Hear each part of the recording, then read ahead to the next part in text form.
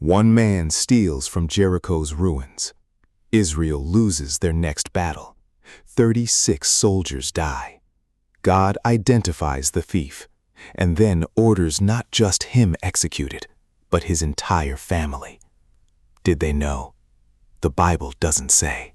Jericho falls. 1400 BCE. After 40 years in the wilderness, Israel crosses the Jordan into Canaan. Joshua leads them. Jericho is their first target. God gives instructions. March around the city 7 days. Blow trumpets. The walls will fall. They do. The walls collapse. Israel conquers Jericho. But Joshua issues a critical command from God. Keep away from the devoted things. In Hebrew, haram, devoted to destruction. Everything in Jericho except precious metals for God's treasury must be destroyed. No looting. This was absolute. Achan's theft. Joshua 7:1. But Achan, son of Carmi, took some of them.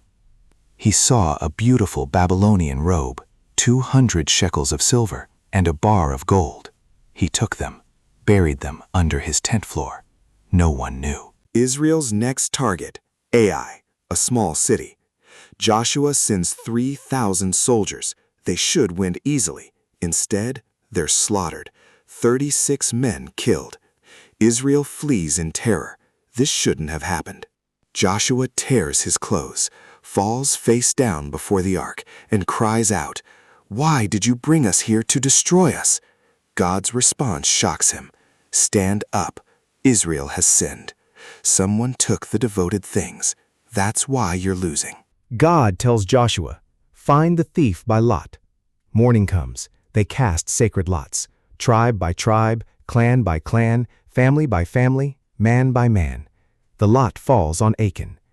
Joshua says, "Tell me what you've done." Achan confesses, "I saw a beautiful robe from Babylonia, silver and gold. I coveted them and took them. They're hidden in my tent." I saw, I coveted, I took, I hid. The anatomy of sin. The evidence. Messengers run to Achan's tent. They dig up the floor. There it is, exactly as he described. The robe, the silver, the gold. They bring it all out and spread it before the Lord. The evidence is undeniable. The family brought out. But here's where our cold case begins. The text says they brought out his sons and daughters, his cattle, donkeys and sheep, his tent, and all that he had to the valley of Achan. Wait, his sons and daughters? Why? The execution. Joshua 7:25. Then all Israel stoned him, and after they had stoned the rest, they burned them. Let's be clear. Achan was executed for his crime, but the rest? His sons, his daughters, his animals, everything, all stoned, all burned.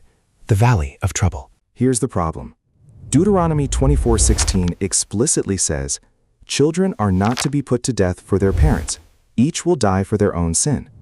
Individual accountability. So why was Achan's family executed?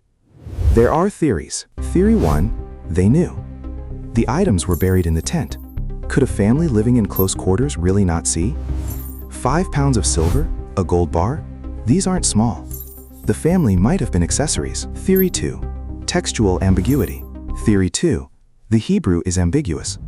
They stoned the rest might refer to possessions and animals, not people. Some scholars argue only Achan died. The family witnessed but weren't executed. The evidence for innocence. But here's the case for innocence. The children aren't named. They're never questioned. There's no confession from them. Young children can't be held responsible even if they saw something. They lacked power to stop their father or report him. The unanswered question. Here's what's haunting. The Bible doesn't say. It doesn't tell us if they knew. It doesn't record their pleas. It doesn't explain the reasoning. We're left with evidence and silence.